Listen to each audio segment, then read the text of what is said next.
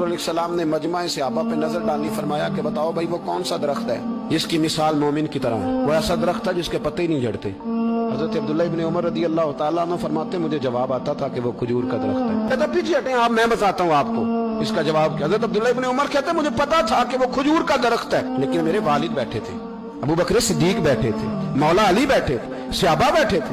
आप फरमाते हैं हर एक मुझसे बड़ा था, तो मुझे मेरे अदब ने इजाजत नहीं दी कि मैं जवाब दूं।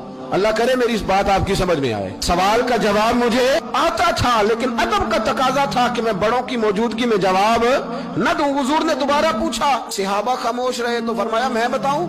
या रसूलल्लाह बताइए। तो महबूब फरमाने लगे वो खजूर का दरख्त है।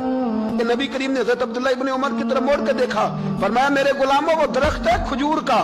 अब्दुल्ला को जवाब आता था, इसे पता था कि वो खजूर का दरख्त है, लेकिन तुम्हारे अदब की वजह से ये खामोश रहा। रसूल करीम अलैहिस्सलाम के गुलाम जिनके इल्म पर